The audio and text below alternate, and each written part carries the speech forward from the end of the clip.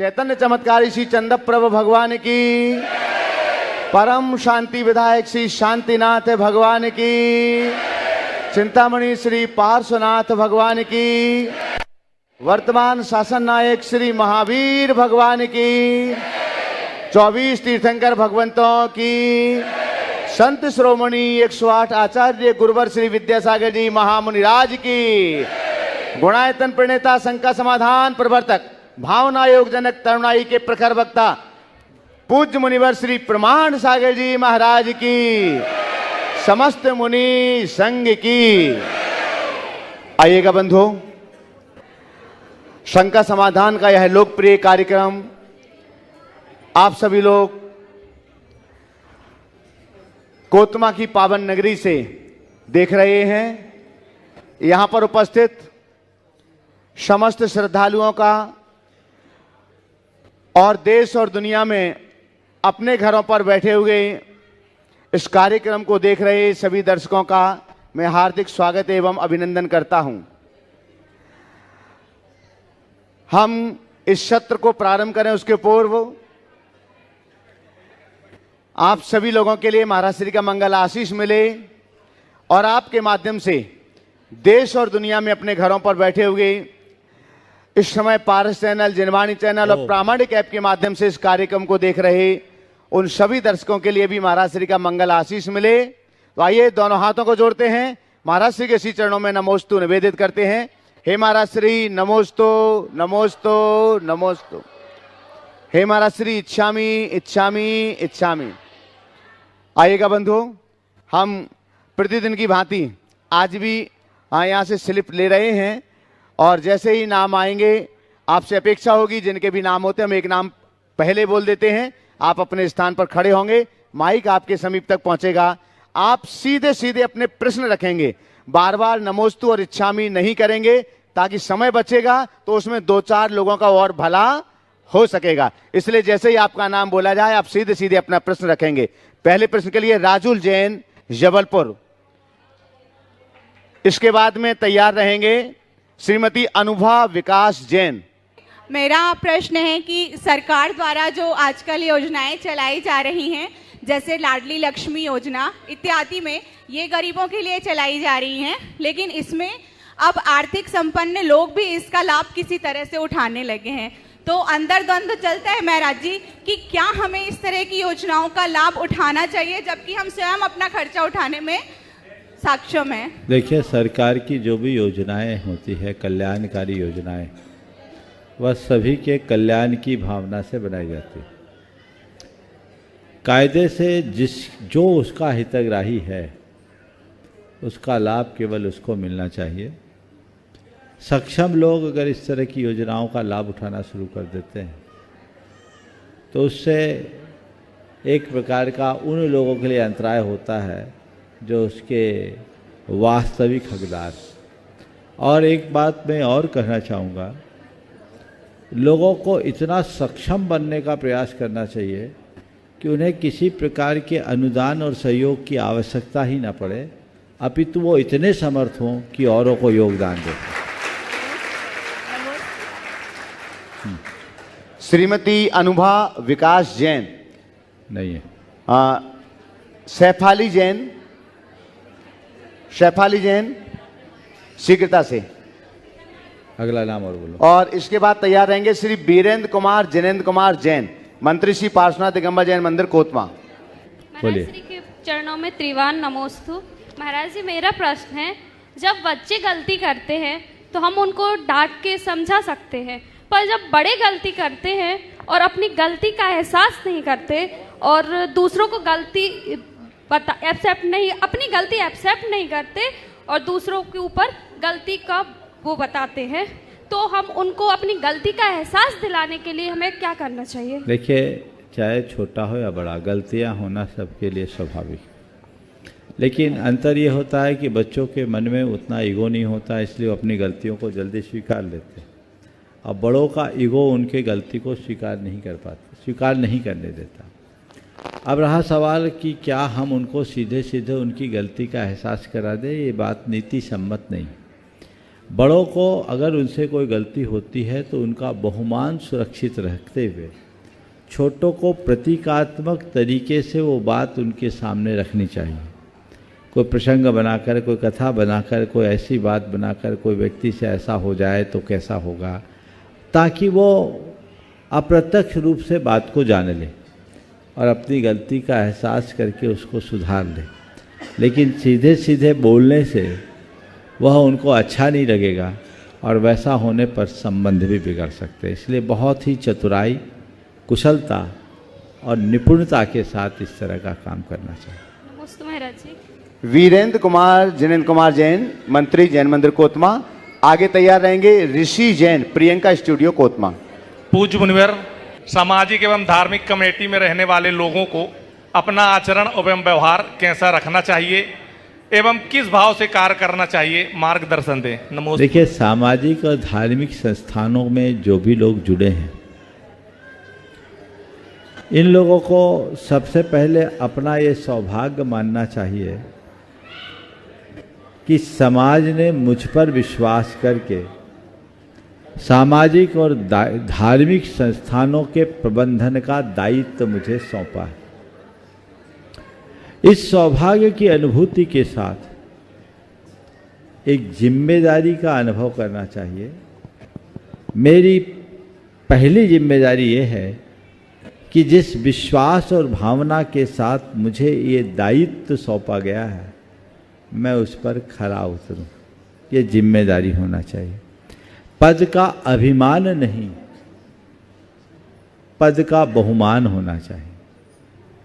मुझे अगर कोई दायित्व विशेष मिला है तो मैं उसे अपने प्रतिष्ठा का विषय न बनाऊं, अपितु हर पल इस बात का एहसास करता रहूं कि जिस दायित्व को मुझे समाज ने सौंपा है, मैं उस पर खरा उतरूं, उसमें कोई ढिलाई न हो। एक बात।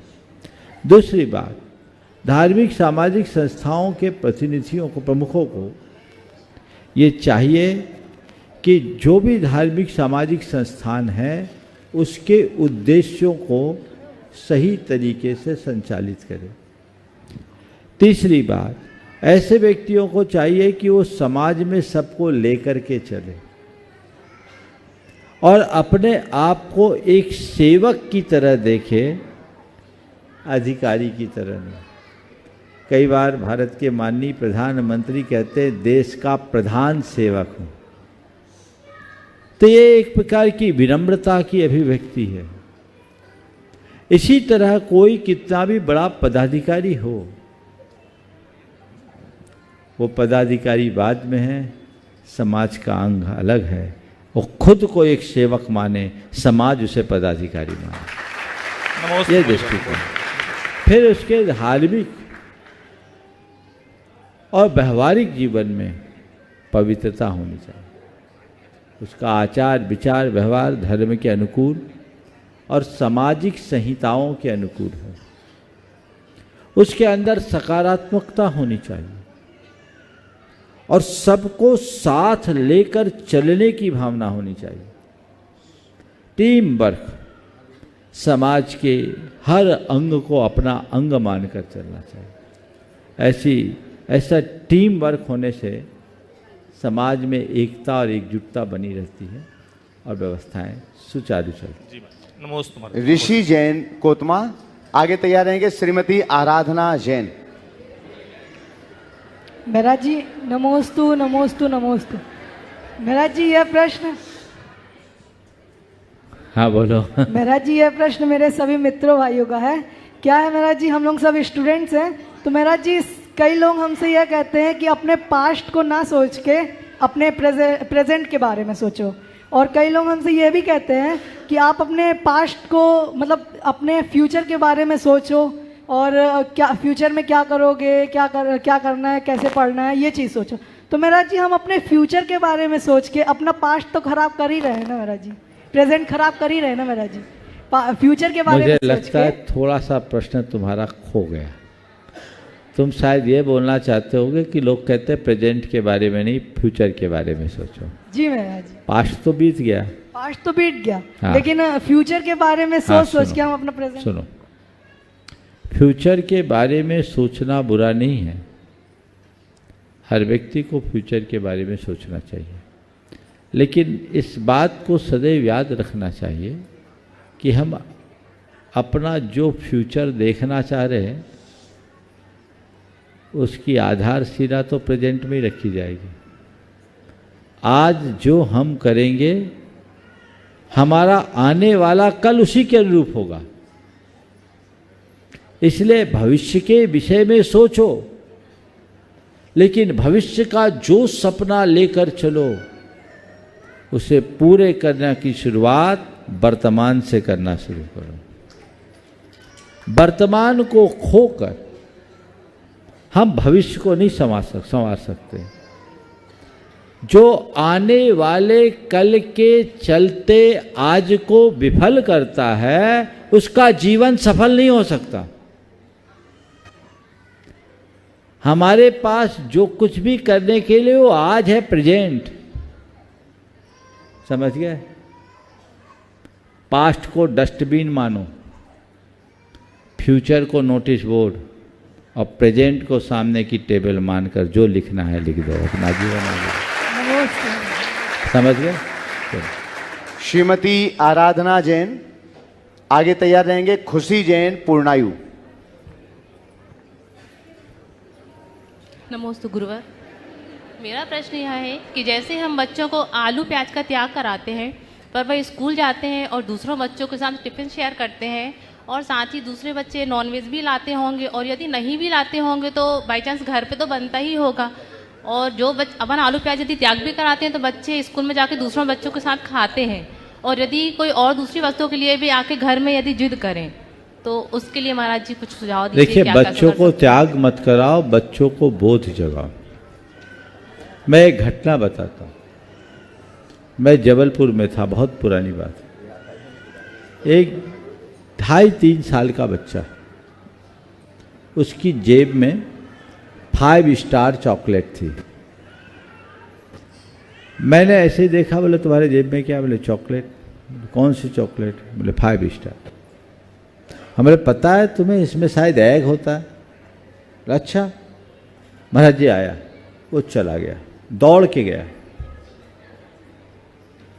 थोड़ी देर बाद लौट के आया। मैंने सोचा शायद उसको बुरा लग गया इसलिए भाग गया वो, लेकिन थोड़ी ही देर में वो लौट के आया। और जैसे लौट के आया मैंने पूछा कहाँ गए थे? बोले उसको फेंक दिया। तो कहाँ फेंके? बोले नाली में। बोले क्यों फेंक दिया? बोले महाराज एग है तो क्या रखना। बोले फेंका क्यों, किसी को दे देता। बोला महाराज जिस चीज़ में एग है उसे मैं नहीं खाऊंगा तो दूसरे को क्यों खिलाऊं। 2.5-3 साल के बच्चे में ये भाव। उसने कहा महाराज मेरी मम्मी कहती है कि एग में जीव होता है और जिस चीज़ में जीव हिंसा होती है हमको वो नहीं करना। महाराज मुझसे गलती हो गई, एक अंकल ने मुझे दे दिया, मुझे पता नहीं था, अगर पता होता तो मैं लेता भी नहीं। आप बच्चों को आलू प्याज या ये वो मत खाओ ये तो सिखाते हो, उसके साथ ये भी सिखाओ कि क्यों नहीं खाना। ये जब सिखाओगे तो फिर बच्चों का मन ही नहीं जाएगा। जैसे खासकर नॉन वेज के प्रति आपके किसी भी बच्चे के मन में रंच मात्र रुझान नहीं होता, क्योंकि उनके सबकॉन्शियस में ये बात बैठी भी है कि ये बहुत बड़ी जीव हत्या है। जब हम किसी को जीवन दे नहीं सकते तो जीवन लेने का अधिकार हमें नहीं है, हत्या नहीं करना। इसलिए उस तरफ रुझान नहीं जाता, बल्कि मन में ग्लानि। लेकिन आलू प्याज या इस तरह के अन्न पदार्थ के प्रति आप उतनी ग्लानि उत्पन्न नहीं करा पा रहे हो, उसकी सबसे बड़े जिम्मेदार तो आप खुद लोग हो, आपका परिवार है। क्योंकि जिन चीज़ों की त्याग की बात आप बच्चों से करते हो या जिनसे अपेक्षा करते हो वो चीज़ खुद आपके खाने में आ रही, घरों में खा रहे हैं, समाज के लोग खा रहे हैं, तो बच्चों के सामने वैसा आदर्श उपस्थित नहीं होता। बच्चों को ये समझाएं कि हमें क्या खाना चाहिए और क्या नहीं खाना चाहिए। जो खाने योग्य चीज़ें हैं हम केवल उन्हें खाएं और ये बताएं कि आलू प्याज आदि जमी कंद हैं, हम जमी कंद क्यों नहीं खाते? क्यों नहीं खाते? क्योंकि ये अनंत कायिक होते हैं। क्या होते हैं? वनस्पति में जीव होते हैं, वो हमारे शरीर के संचालन के लिए हमें लेना है सो लेते हैं, लेकिन जितने भी जमी कंद है उनमें अनंत काय यानी एक सुई की नोक बराबर जगह में अनंत अनंत जीव होते हैं। तो उसके भक्षण से उन अनंत जीवों के भक्षण का दोष लगता है, उसमें हमारी जीव दया खंडित होती है, इसलिए हम जानते हुए उनका सेवन न करें। ये बात बच्चों के हृदय में बिठा दो, फिर बच्चा खाए तो मुझे बताओ। फिर दूसरी बात एक जो बहुत गंभीर समस्या है वो ये है कि बच्चे जब घरों में तो इस तरह का संस्कार आज बच्चों को मिलता नहीं। पर महाराज जी वो सुनो दूसरों को पूरी देखकर बात, जिद करते घरों में संस्कार मिलता नहीं और जब स्कूल में जाते हैं दूसरे बच्चों को देखते हैं, उनको टिफ़िन को देखते हैं, एक दूसरे की टिफ़िन शेयर करते हैं तो उनके मन की ग्लानि खत्म हो जाती। नॉन वेज भी रोज़ रोज़ देखते हैं तो अबोध अवस्था में जब उनकी ग्लानि खत्म हो जाएगी तो बड़ा होकर अगर उनको सेवन करने लग जाए तो कोई आश्चर्य नहीं। इसलिए इन सब चीज़ों को इन सब बातों से बचाने का मुझे एक ही रास्ता दिखता है, वो ये है कि जैनों को ऐसे संस्थान खोलना चाहिए जहाँ शुद्ध जैन पद्धति से भोजन करने की व्यवस्था है। ऐसे एजुकेशन सेंटर खोलने की आवश्यकता है और वहाँ बच्चे आए। हालांकि कुछ फैशन ऐसा बन गया, जो संस्थान खुल रहे हैं उनमें लोग अपने बच्चों को प्रवेश नहीं दिलाना चाहते, भर्ती नहीं करते। स्तरीय विद्यालय खोले जिसमें जो भी बच्चे आए उन्हें शुद्ध शाकाहारी भोजन मिले, वो घर से लाए भी तो वही लाए। एक जगह तो एक ऐसा स्कूल है हजारीबाग में, वहाँ तो टिफ़िन में ग्रीन वेजिटेबल के अलावा और कोई वेजिटेबल लाने का भी निषेध है, लाने ही नहीं देते और लाइन लगती है उस स्कूल में। तो इस तरह के प्रयास करना चाहिए और अच्छे से बढ़ाया जा सकता है। खुशी जैन पूर्णायु, खुशी जैन अपना प्रश्न रखें, उसके पूर्व आपके लिए बतला दें ये अद्विक जैन, अथर्व जैन, अन्वेषी जैन, जनता परिवार कोतवा, दो यहाँ पर गुंडलक उन्होंने भेजी हुई है और एक पर गुणायतन लिखा हुआ है और एक पर कोतमा गौशाला लिखी हुई। तो एक बार जोरदार करतल ध्वनि से उन दोनों का सम्मान के लिए। एक छोटी सी बिटिया खड़ा कर लो थोड़ा सा उस बिटिया को, बुला लो और ये दोनों गुल्लक यहाँ की गौशाला को समर्पित करा दो। गुणायतन वाली गुल्लक भी गौशाला के लिए पदाधिकारी दोनों बिटिया के लिए तालियां बजाओ जरा परिवार से। चलिए गौशाला उसी के हाथ से गौशाला वाले ले लो, दोनों दे दो, आ जाओ चलेगा। खुशी जैन अपना प्रश्न रखें, इसके बाद तैयार रहेंगे श्रीमती सुलभा सम्यक जैन कोतमा। नमोस्तु महराजश्री। एक मिनट दे दो। हाँ दोनों वो भी दे दो।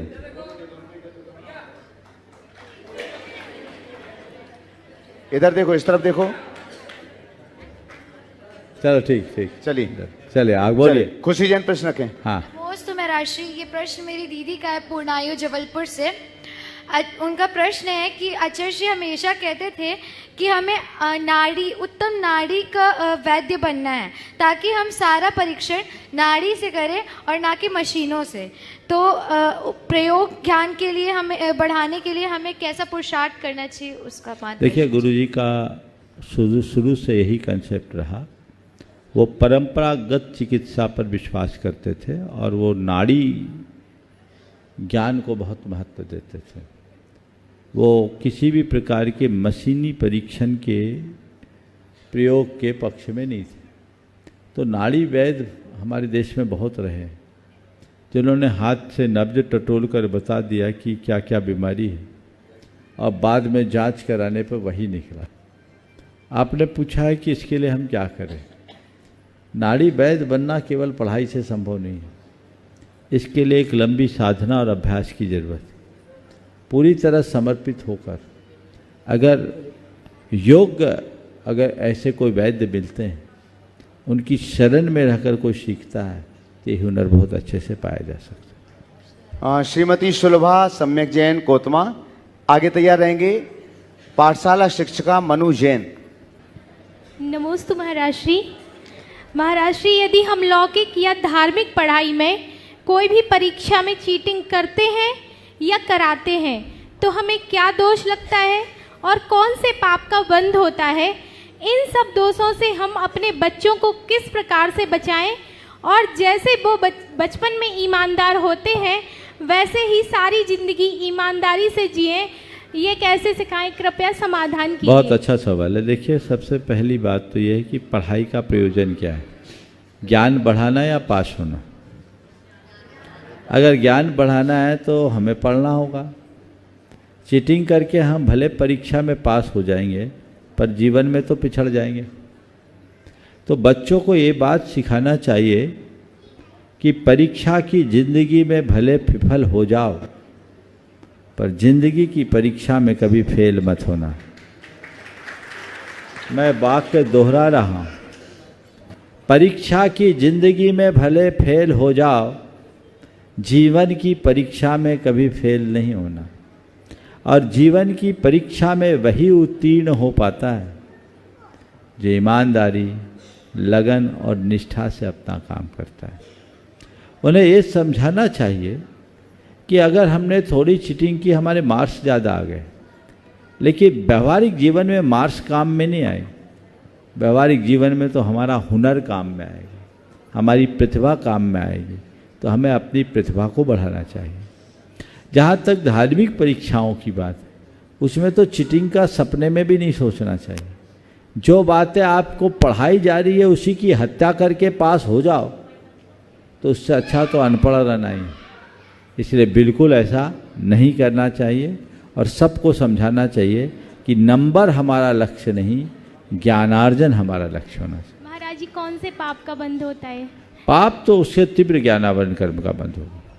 पाठशाला शिक्षिका मनु जैन और आगे तैयार रहेंगे। ग्रुप को खड़े कर लो। हाँ, श्रीमती स्वाति जैन इंदौर।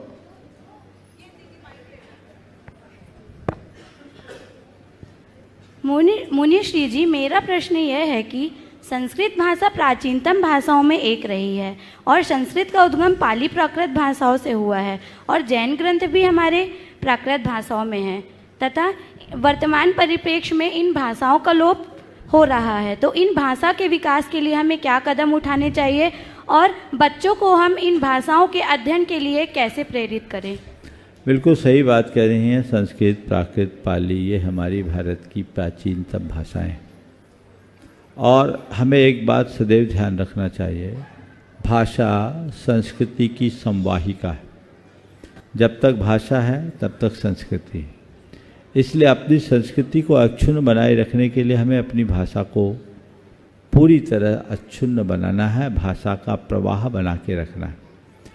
संस्कृत भाषा बहुत प्रांजल और अनुशासित भाषा है और ऐसा कहा गया है कि कंप्यूटर की संगणना में संस्कृत जैसी भाषा से श्रेष्ठ भाषा आज तक संसार में कोई दूसरी नहीं है।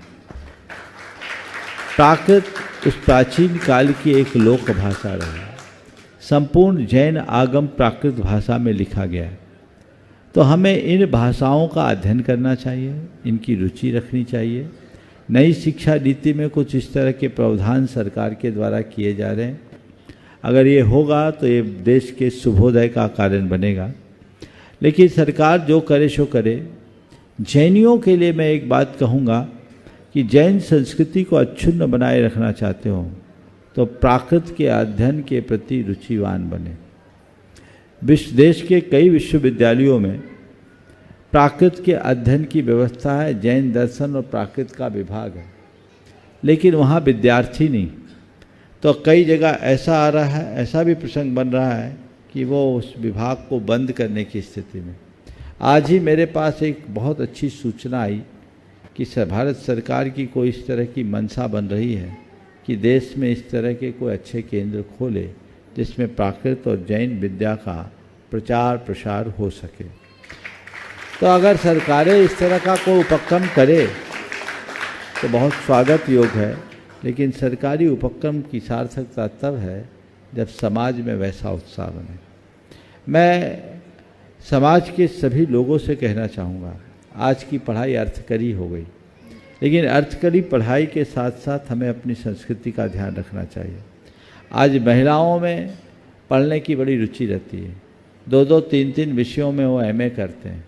मैं उनको सलाह दूंगा कि आप अपनी जो व्यावसायिक पढ़ाई करना है करें, पढ़ाई के साथ साथ 2 साल 3 साल का जो जैन दर्शन और प्राकृत का कोर्स है उसको भी जरूर करें, ताकि ये संस्थान चलते रहे। पुरुषों को भी, और जो उम्र दराज हो गए, पढ़ाई की कोई उम्र नहीं होती, वो रुचि ले और ऐसे कॉलेजेज में एडमिशन लेकर दूर से भी और रेगुलर भी दोनों तरीके से आप इस तरह की पढ़ाई कर सकते हैं, तो हमारा प्रचार प्रसार बन सकता है। एकलव्य में कई विश्वविद्यालयों में है, तो उनका पूरा डिटेल जानकर इस तरह की पढ़ाई के प्रति रुचि होनी चाहिए।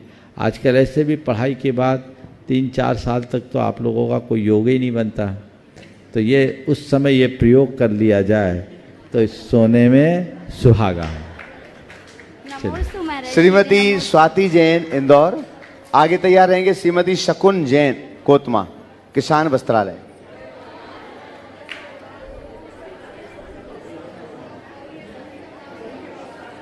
हे गुरुवार। अच्छा, हे ओ गुरुवार। हाँ। हे गुरुवार, यह प्रश्न मेरी बहू का है इंदौर से।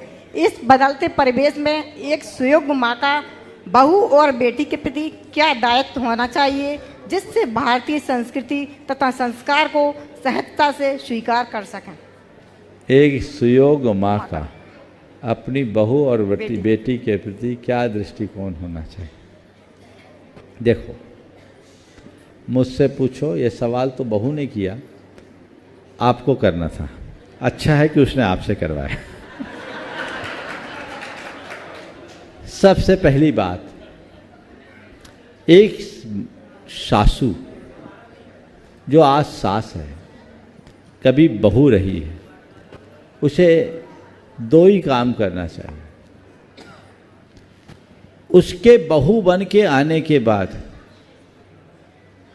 उसकी सासू ने जो अच्छा व्यवहार किया वो अपने बहू से करना चाहिए, और सासू का जो व्यवहार खटका उसे बहू के प्रति कभी नहीं करना चाहिए। इतनी सावधानी रख ले तो समस्या ही हल हो जाए। लेकिन मुझे लगता है पूरी भड़ास नीचे निकलती है, इसलिए मामला गड़बड़ हो जाता है। जिस चीज को आपने सहा वो मेरी बहू को न सहना पड़े, और जिस चीज से मैं वंचित रही उससे मेरी बहू वंचित न रहे। बस इतनी सी सोच रख लो, रास्ता अपने आप प्रशस्त हो जाएगा। ज़्यादा कुछ कहने की जरूरत नहीं। श्रीमती शकुन जैन कोतमा। और आगे तैयार रहेंगे Shrimati Ruby Deepchand Jain, vice principal शासकीय हाई स्कूल कोतमा। महाराज श्री के चरणों में त्रैवार नमोस्तु नमोस्तु नमोस्तु। महाराज श्री, आजकल के इस फैशन के दौर में छोटे छोटे बच्चे गालियां देकर बात करना आम बात हो गई है, और जबकि हमारे घर में तो सब लोग अच्छी भाषा प्रयोग करते हैं, कोई भी कभी अपशब्द नहीं बोलता किसी से, लेकिन फिर भी वो बाहर सुन के आते हैं और उनको अर्थ तो पता नहीं, बोल देते हैं।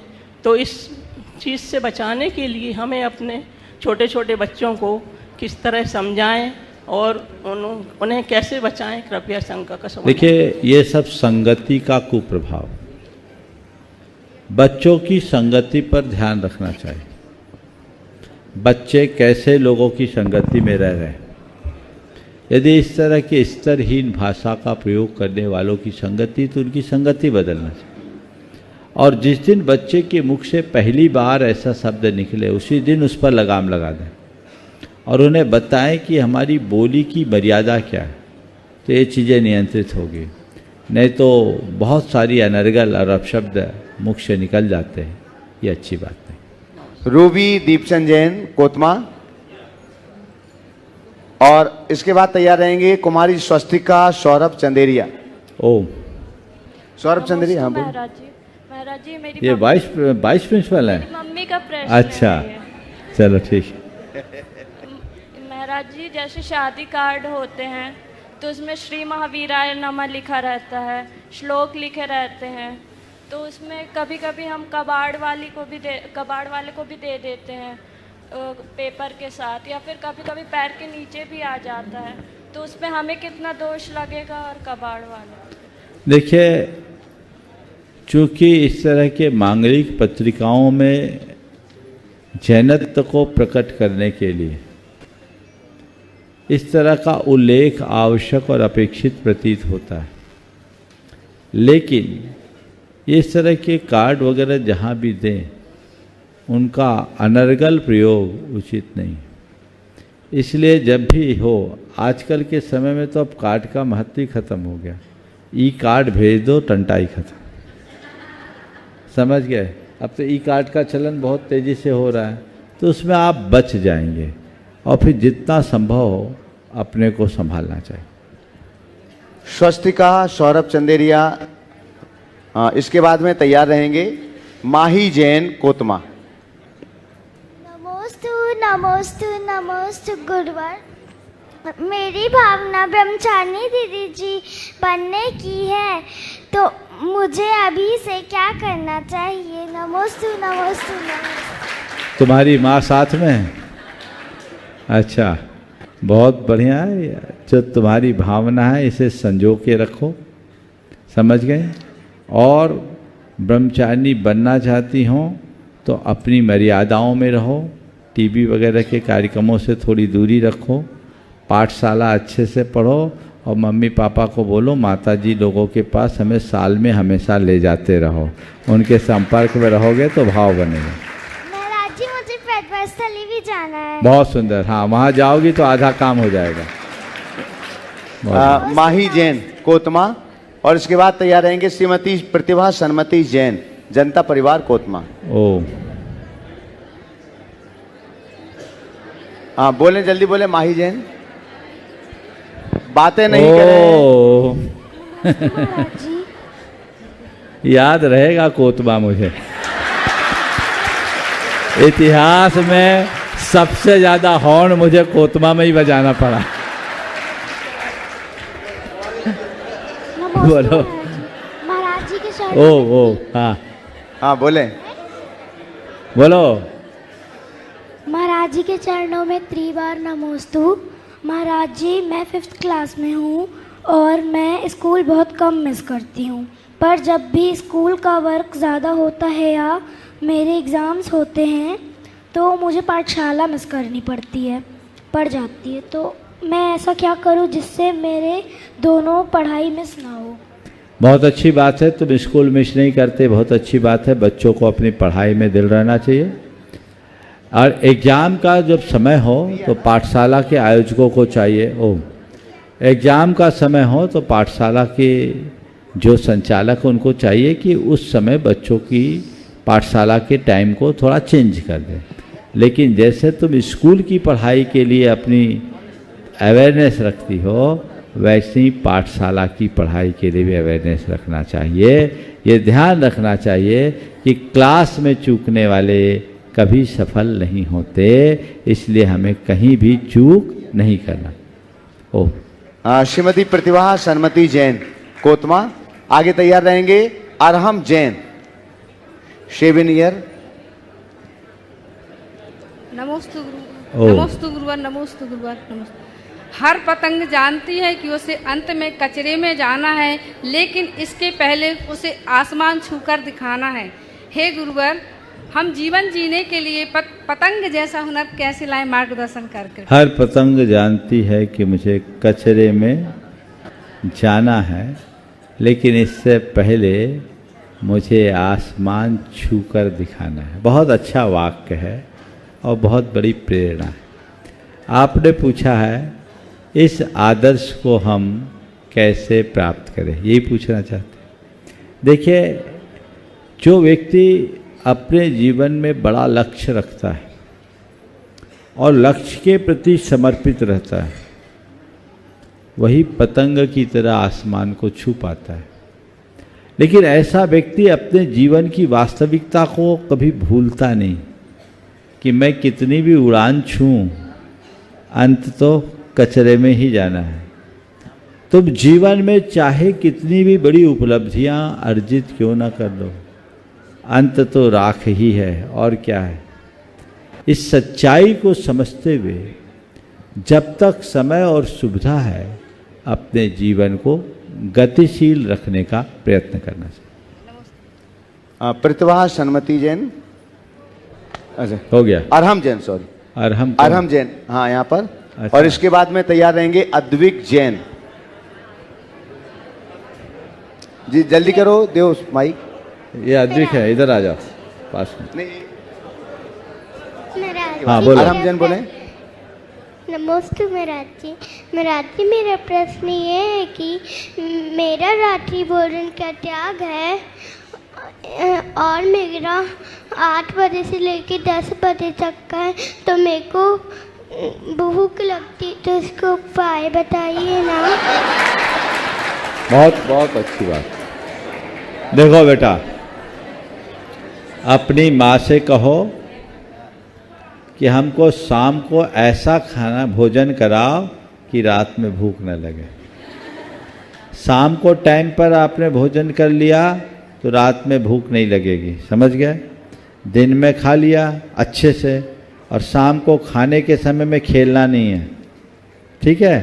पहले खा लेना फिर भले खेलना, तो आपको फिर भूख नहीं लगेगी, समझ गए।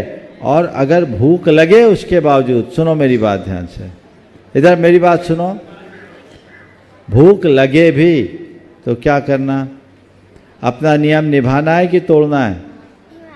बोलो जोर से। निभाना है। तो निभाना है तो फिर क्या करना है बताऊं? मुनि महाराज को याद कर लेना है। क्या करना है कि जब महाराज जी एक टाइम खाकर 24 घंटा निकाल सकते हैं, तो हम रात का खाना छोड़कर रात नहीं निकाल सकते क्या? निकाल सकते कि नहीं? बोलो। हाँ, बहुत बढ़िया। आप रात में कुछ भी नहीं खाते? नहीं खाते। हाँ, नहीं खाते। कुछ भी? खाते हैं। क्या खाते हो? मूंगफली। हाँ, फल खाते हो ना, तो ज़्यादा भूख लगे तो 1-2 केले खा के काम चला लेना, ठीक है। फल खा के काम चला लेना। चलो।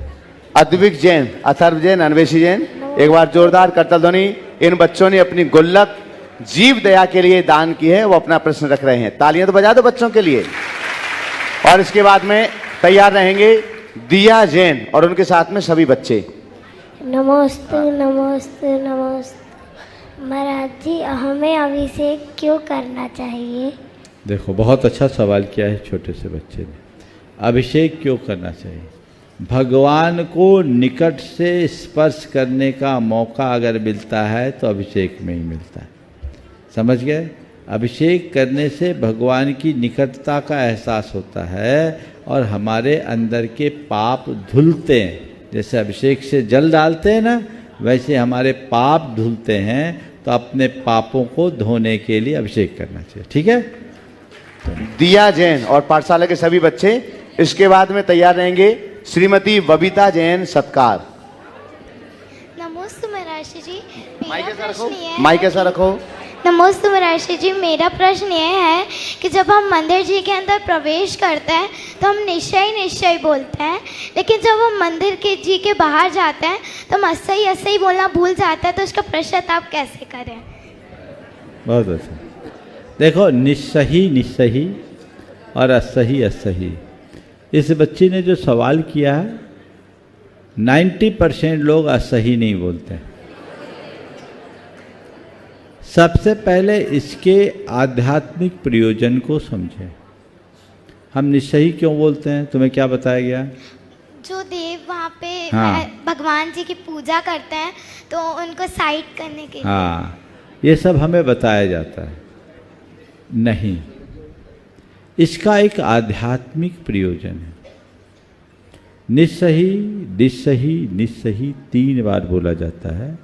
इसका अर्थ है मेरे अंदर की निगेटिविटी निकल जाए। क्या निकल जाए? निगेटिविटी, नकारात्मकता निकल जाए निकल जाए निकल जाए। 3 बार निश्चयी यानी हमारे अंदर के सारे दोष विकार दूर हो जाए, ये सोच करके हम लोग अंदर जाते हैं। और जब बाहर निकले तो असही असही असही का मतलब मंदिर की सारी पॉजिटिविटी मुझ में आ जाए आ जाए आ जाए, समझ गए? इस भाव से असही बोलो।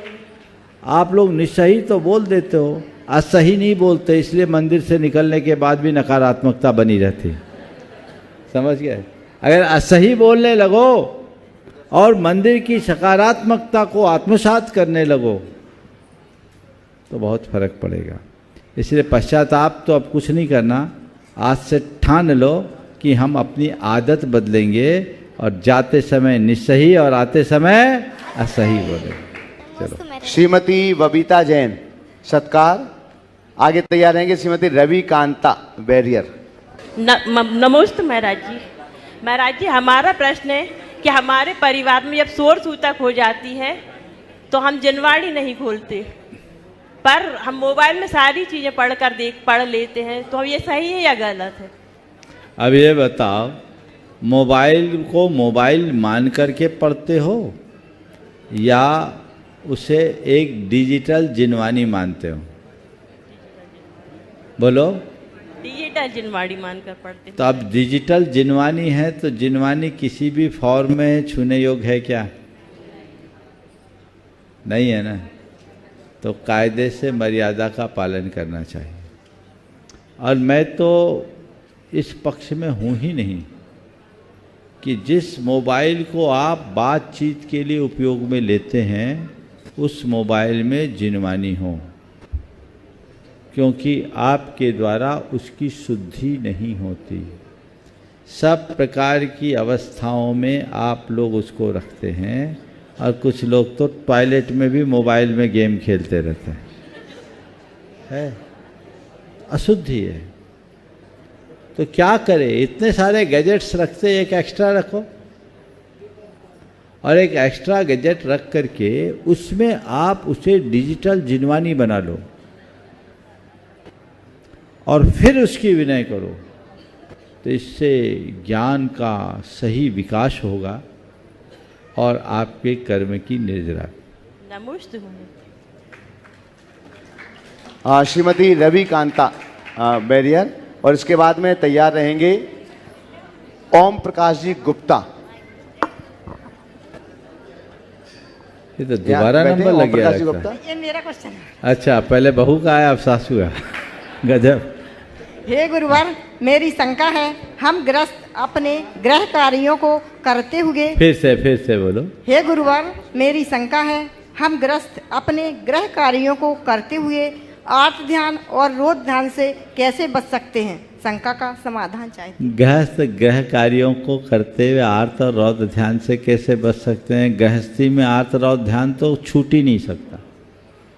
आचार्य जयसेन आज महाराज ने प्रवचन सार में एक बहुत अच्छी बात लिखी, टाइटल दिया आप लोगों, गृहस्थानाम खलु आर्त रौद परिणतानाम निश्चय धर्मस्य अवकाशो नास्ति। गृहस्थ तो आर्त और रौद्र में फंसे ही रहते, ये चलेगा, इष्टानिष्ट संयोग वियोग संकल्प विकल्प लगे ही रहेंगे। अब क्या कर सकते हैं? तो गृहस्थी का धर्म यही है कि वो अपने आर्त रौद्र ध्यान को कम से कम करे। और आर्त रौद्र ध्यान को कम करने का उपाय क्या है? अधिक से अधिक धर्म ध्यान करें। तो जितना धर्म ध्यान करोगे उतना उनसे बचोगे, बाकी तो उसी में रचे पचे हैं। चलिए। हाँ, ओम प्रकाश जी गुप्ता अपना प्रश्न रखें, उसके बाद तैयार रहेंगे अनुज कुमार जैन, शांति जनालय कोतमा। आत्मा के मोक्ष के लिए क्या कर्म करें? आत्मा के मोक्ष के लिए क्या काम करें? जिन कामों से बंधन होता है उससे बचिए। बंधन किससे होता है? राग द्वेष और मोह। राग द्वेष मोह, राग द्वेष मोह से बचो। राग द्वेष मोह हमारी चेतना के सबसे बड़े विकार हैं, ये संसार में उलझाते हैं। हम इनसे जितनी तत्परता से बचेंगे हमारी मुक्ति का मार्ग उतना ही प्रशस्त है। अनुज कुमार जैन, शांति जनालय कोतमा। आगे तैयार रहेंगे वैदेही जैन। महाराज श्री, आपने देखा कोतना में युवा वर्ग जैन समाज में बहुत ज़्यादा है। महाराज जी, महिलाएं तो मंदिर में जाकर 2-3 बार धर्म ध्यान कर लेती हैं, लेकिन युवा वर्ग एक ही बार जाता सुबह, या कुछ लोग शाम को भी जाते होंगे।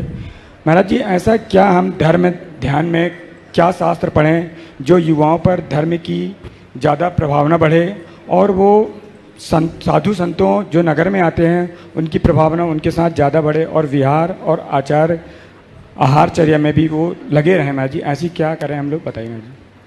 पहले तो मैं चाहूँगा एक बार कोतमा के युवाओं के लिए जोरदार ताली। यहाँ युवा संख्या में तो ज़्यादा है ही, मैंने यहाँ के युवाओं का उत्साह भी अच्छी मात्रा में देखा। तुमने जो सवाल किया है कि युवाओं को धर्म के प्रति लगाव बढ़ाने के लिए क्या करना चाहिए, शायद तुम्हारे प्रश्न का भाव यही है। अपने पूजा पाठ की जो धार्मिक क्रियाएं हैं प्रातःकाल जो करते हैं, महिलाओं की तुलना में युवाओं की व्यस्तता कुछ अलग प्रकार की होती है। उनका कार्य क्षेत्र अलग है, उन्हें अपने व्यावसायिक प्रतिष्ठानों में भी बहुत समय देना पड़ता है। इसलिए मैं उनसे कहूं कि जैसे महिलाएं करती है वैसे तुम भी करो, तो शायद वह व्यवहारिक ना हो। लेकिन मैं ये सलाह ज़रूर दे सकता हूँ, 1 घंटा जो सुबह मंदिर में आके आधा घंटा 1 घंटा देते हो, ये पूरे उमंग के साथ दो कि 23 घंटा तुम्हारी बैटरी चार्ज है। और युवाओं के लिए एक और मैं कहता हूँ, अगर वो स्वाध्याय के लिए करे तो उत्तम है, लेकिन स्वाध्याय ना भी करे तो कुछ ना करे, घर बैठे प्रवचन सुनना शुरू कर दे, बड़ा मोटिवेशन मिलेगा। आज तो आपको पूरी सुविधा है, टीवी के माध्यम से सुन सको, अति उत्तम है। नहीं तो आपके जेब में सब सुलभ है, यूट्यूब के माध्यम से सुनते हैं और लोगों का जीवन बदलता है। गुरुओं का उपदेश न केवल युवा, हर वर्ग को, जिन्हें तुम अपने गुरु के रूप में स्वीकार करते हो या जिनके वचन तुम्हें प्रेरक लगते, उनकी वाणी को सुनो, आधा पौन घंटा रोज उनका सत्संग करो। इस भाव से जीवन कभी असंतुलित नहीं होगा, हमेशा मार्ग में लगे रहोगे और आगे बढ़ने की प्रेरणा मिलती रहेगी। ये प्रयास करना चाहिए। अगर समय का अभाव है, इधर से उधर जाना ट्रैवल के समय कर सकते हो, मॉर्निंग वॉक के समय कर सकते हो, पर तत्परता पूर्वक अगर आप सुनते हैं तो बड़ी प्रेरणा मिलती है। साधु संतों के आने के समय तो आप लोग खूब उत्साहित हो जाते हो, फिर चले गए तो वही पुराना ढर्रा होता है।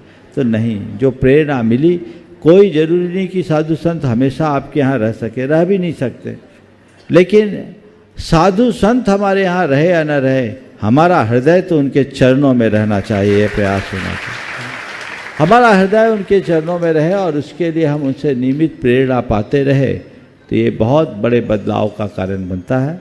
इसलिए ये विकल्प देखा जा सकता है। वैदेही जैन, और इसके बाद में तैयार रहेंगे नितिन जैन, शांतिनाथ जनालय।